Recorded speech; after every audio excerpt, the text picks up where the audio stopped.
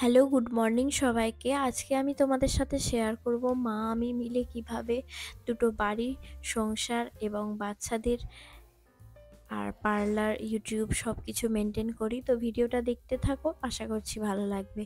এখানে মা উঠে কুটনো কাটতে বসেছিল, জল টল তুলে নিয়েছে। আমাদের রান্নাটা অনেক সকাল সকাল হয়, কারণ মাকে পার্লারে যেতে হয় 10:30 11টার মধ্যে। মুন্নিকে স্কুলে নিয়ে যায়, তো ওখানে তিন্নিরও স্কুল আছে। ওরা ওঠার আগেই আমরা যতটা চেষ্টা করি কাজটা করার, ওরা উঠলে সব কাজেরই গন্ডগোল হয়ে যায়। তো আমি এসে গেছি ঠাকুর ঘরে। এসে গোপালকে তুললাম, ঠাকুর ঘরটা পরিষ্কার করলাম। আমাদের ছাদের মধ্যেই তুলসী মচ্ছব আছে, সেখানটা মুছিয়ে নিলাম। তারপর ঠাকুরের বাসনগুলো একটু ধুয়ে দিলাম। আর এই উনানটা, এখানে গোপালের নাড়ু টাড়ু হয় বা টুকটাক কাজে লাগে। উনুনটা একদম ভেঙে গেছিলো, রঙের মিস্ত্রিরা লেগেছিলো, তখন ভেঙে গেছিলো, তো উনুনটা একটু সারিয়ে নিলাম। তারপর ঠাকুরের বাসনগুলো আমি একটু ধুয়ে দিলাম। মা এসে পুজোটা করে নিল। তো মা পুজো করতে বসেছে এখানে। সকালবেলা পুজোটা হয়ে গেলে মনে হয় অনেকটা কাজ সারা হয়ে গেছে। তারপর আমি নিচে গিয়ে চা বসালাম, জলখাবার বানাবো। তিন্নির টিফিন আছে, বাবার টিফিন, ওর বাবার টিফিন, সব টিফিনগুলো রেডি করতে হয়। সকালের দিকটা অনেকটা ঝামেলা থাকে। এদিকে বালির গাড়ি এসেছে, বাবা ও নিচে সবাই ছিল, ওদের ডাকলাম, ডেকে চা দিলাম। তিন্নি উঠে গেছে, নিচে ছিল, ওকে ডেকে নিয়ে এলাম। তো তিন্নিকে ব্রাশ করিয়ে মুখ টুক ধুয়ে খেতে দিলাম। উনি তখনও ঘুমাচ্ছিল। সারাদিনে 13 ঘন্টা 14 ঘন্টার ঝামেলাকে 13 মিনিট 14 মিনিটে করে যেটুকু দেখানো বোঝানো সম্ভব হয়েছে সেটুকু করেছি। সব ভিডিও তো দেখানো সম্ভব নয়, তার সাথে অন্যান্য ঝামেলা তো থাকে, ওদের মারামারি এগুলো তো চলতেই থাকে। তো যাই হোক, আমি জলখাবারগুলো বানিয়ে নিলাম, সবার আলাদা আলাদা রকম জলখাবার। মানে তিন্নিকে রেডি করে নিলাম। রেডি করে নিয়ে সবসময় ভিডিও নেওয়া সম্ভব হয় না, এত ঝামেলা থাকে। তিন্নিকে রেডি করে নিলাম, করে নিয়ে ওর স্কুলের গাড়িও এসে গেল। স্কুলটা বাড়ি থেকে অনেকটাই দূরে, ওর মালিয়ার কাছে, মানে আমাদের এখান থেকে গাড়িতে 20 মিনিটের রাস্তা। রেগুলারই বায়না করে আমাকে যেতে হবে, একা একা একদম যেতে চায় না, বুঝিয়ে বাঝিয়ে পাঠানো হয়। রোজ রোজ আমার যাওয়া সম্ভব নয়। তো স্কুলেও এক্সাম চলছে, অনেক মানে বুঝিয়ে বাঝিয়ে পাঠানো হচ্ছে, কারণ একটু তাড়াতাড়ি চলে আসছে, না হলে আমরা আনতে যাই, ওর বাবা আমি, এখন 1টার মধ্যে চলে আসছে।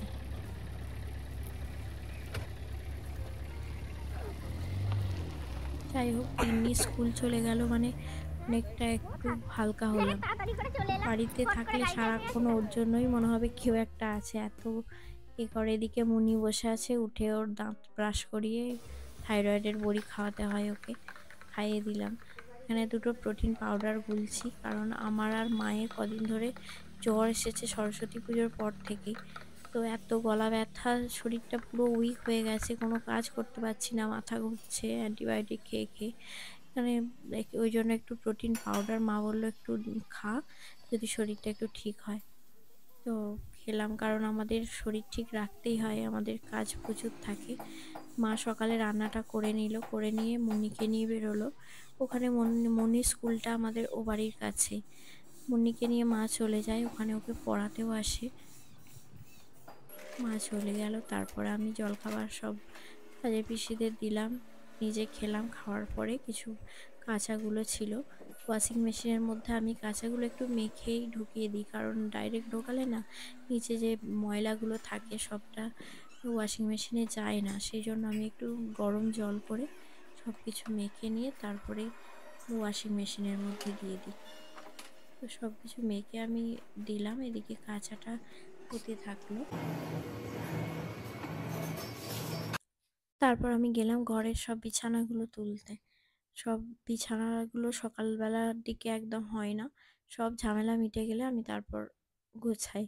এখানে আমার হাঁচি হচ্ছিল, আমার একটু ডাস্ট অ্যালার্জি আছে, বিছানা গোছাতে গেলেই হয়, মুখে মাস্ক পরা সবসময় তাড়াহুড়োর চোটে হয় না। তারপর আমি সব ঘরের বিছানাগুলো তুলে নিলাম, নিয়ে সব জিনিস আসবাবপত্র মুছতে হয়, আমাদের নিচে সিমেন্ট থাকে, সিমেন্ট ওড়ে, ওই জন্য সব জিনিসপত্রই রোজই ধুলো হয়, রোজই মুছতে হয়। ওদিকে মাও যায়, মায়েরও অনেক কিছু কাজ থাকে ওখানে পার্লারের, আসে বা বাড়িটা এখনও মেনটেন করার জন্য ওখানেও টুকিটাকি কাজ থাকে। মেয়েটা যায় ওখানেও একটু রান্না, রান্না তো হয়ে যায় আর একটু ভাতটা ওখানেও করতে হয়। আমিও বেলাতে বসাই। আমাদের মানে দুপুরে খাওয়াটা অনেকটাই দেরিতে, প্রায় 3:30 3টে বেজে যায়। ওই জন্য ভাতটা সকালের দিকে আর বসাই না। কিছু রান্না বাকি ছিল, সেগুলো আমি করে নিলাম।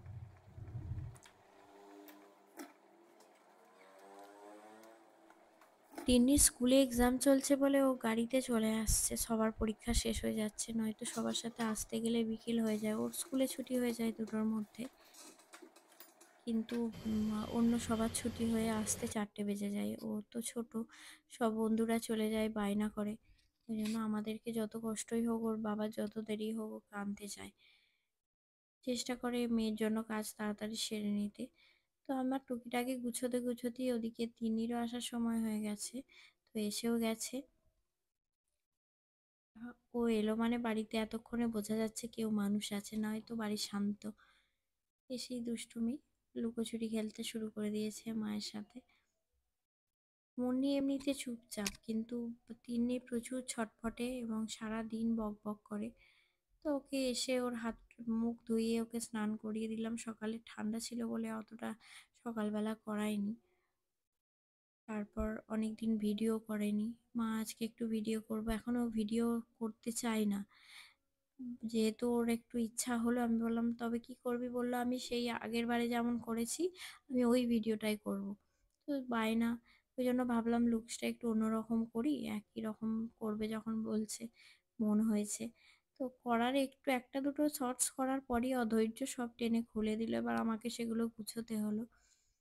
দুপুরের দিকে একটু ওকে শোয়ালাম, তো ঘুমালো না, বদমাইশি করতে থাকলো। তারপর বিকেল হয়ে গেল। নিচে ওকে তখন পড়াতে এসেছিল ওর ম্যাডাম। আমি উপরে গিয়ে জামা কাপড়গুলো তুলে নিলাম। দু বোনের একসাথে যেটুকু থাকে খেলা করে, তার সাথে মারামারি তো লেগেই থাকে। মনি ওখানে স্কুল পড়াটা করে বলে মায়ের সাথে চলে যায়। আমাকেও বিকেলের দিকটা আমায় যেতে হয় পার্লারে। আজকে কাজটা কম ছিল, সেই জন্য আর গেলাম না। নাহলে তিন্নিকে নিয়ে আমাকে যেতে হয় ওখানে। ওর ড্রয়িং করে, ওর নাচ শেখাতে আসে, সবই ও বাড়িতেই হয়। তারপর আমি সন্ধে দিতে বসে গেলাম। জামা কাপড়গুলো গোছাতে গোছাতেই সন্ধে হয়ে গেল। বিকেলটা হলেই মানে কোথা দিয়ে সন্ধে হয়ে যায় বোঝা যায় না। সন্ধেবেলা আমাদের অনেকটাই টাইম লেগে যায়। গোপাল আছে, গোপালকে ভোগ নিবেদন করলাম, সন্ধে দিলাম, তুলসী তলায় সন্ধে দেওয়া, নিচে ওপর করে অনেকটাই টাইম লাগে। ততক্ষণে তিনি নিচে, ওরও পড়া হয়ে গেছে। সন্ধে দিতে দিতেই মায়েরাও চলে আসে প্রতিদিনই। তো তারপরেই মা চলে এসেছে এখানে, আর মুন্নি এসে গেছে। তারপর আমি গেলাম একটু ওষুধ আনতে। মায়ের বললাম জ্বর, কদিন ধরে গলা ব্যথা কমছে না, ওষুধ খেয়েও আবার ওষুধ পাল্টে নিতে গেলাম। তারপর তিন্নিকে পড়াতে বসলাম। তো মুন্নি একটুখানি পড়েই উঠে চলে গেল। একদম মানে পড়তে চায় না, যেটুকু হয় জোর করে। ওকে বেশি প্রেশারও দিই না, কারণ ওর শারীরিক দিক থেকে অতটা ঠিক নয়। ওই জন্য ওর যতটুকু ইচ্ছা ওর ততটুকুই পড়ে। কিন্তু তিন্নিকে আমাকে একটু দেখতে হয়, ওর ইংলিশ মিডিয়ামের স্কুল, একটু পড়ারও চাপ আছে। আবার এমনি ছটফটে, মানে 10টা বকলে ও একবার শুনবে এরকম। বিকেলে পড়েছে বলে আর আমার কাছে একদমই বসতে চাইছিল না। তবু মায়েদের একটু না দেখলেও নয়, ওই একটু গল্প করতে করতে পড়ানো হলো। বেশি জোর করি না, কারণ জোর করলে আমারও নিজের বিরক্ত লেগে যায়।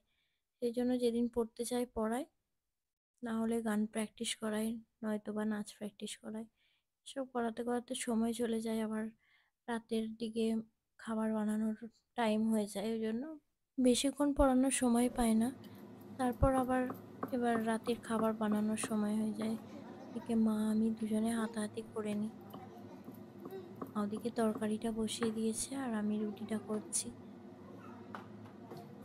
আমাদের রাতের দিকে সবাই রুটিই খায়, কেউ ভাত টাত খেতে চায় না। যদিও থাকে একটু সকালের দিকের ভাত, মা আমি খাই। আমাদের এখন শরীর খারাপ বলে এখন কেউ খায়নি, তো রুটিটা আমি করছি।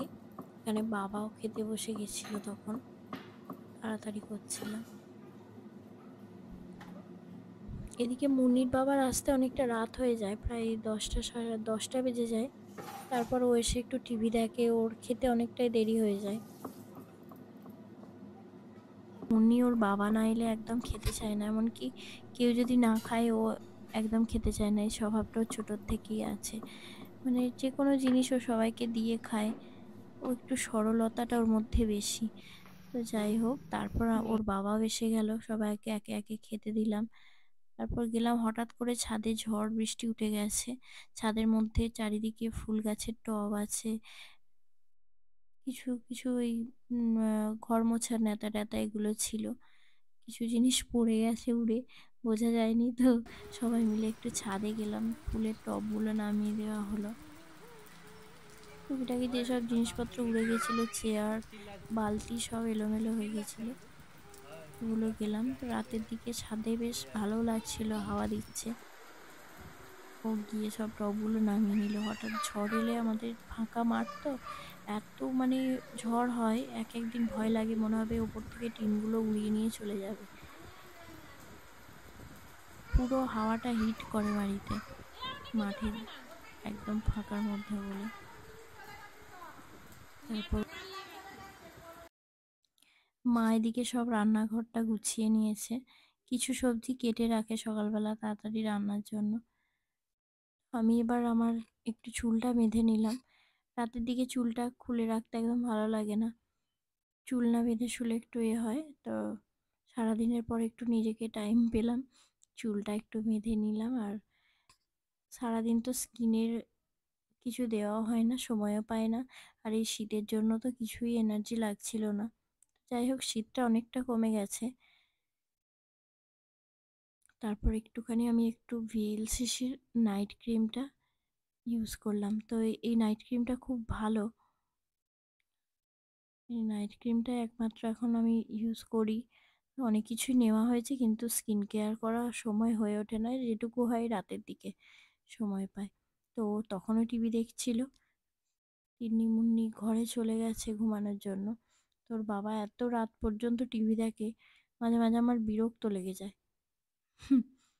তো সারাদিন ও সময় পায় না, ওরও দোষ অতটা নেই। কি হলো? তো এই যে হেলমেট নিয়ে কি করছিস? ঘুমানোর জন্য ওরা রেডি, ও হেলমেট নিয়ে বসে আছে। এদিকে মুনির বাবা একটা বিশাল বড় কাজ করে দেয়, সব থেকে বিরক্তিকর কাজ, যেটা মশারি লাগানো। ওই মশারি টাঙানো কাজটা ও আমার করে দিয়ে অনেকটা বড় উপকার করে। তো তারপর আমি সবাই ঘুমিয়ে যাওয়ার পর ভিডিও এডিট করি। সব দিন হয় না, যেদিন ভালো লাগে করি, নয়তো বা অন্য টাইমে দুপুরের দিকে, দুপুরে শোয়া টোয়া তো কোনোদিনই হয় না। তো এত ঝামেলা সামলেও ইউটিউবের করি, কারণ তোমাদের মতো বন্ধুদের পাশে পেয়েছি বলেই। তো অবশ্যই ভিডিও দেখো, আর ভালো লাগলে একটা লাইক করো, চ্যানেলটাকে অবশ্যই সাবস্ক্রাইব করো পরবর্তী ভিডিও দেখার জন্য। তো আজকের মতো ভিডিওটা এখানেই শেষ।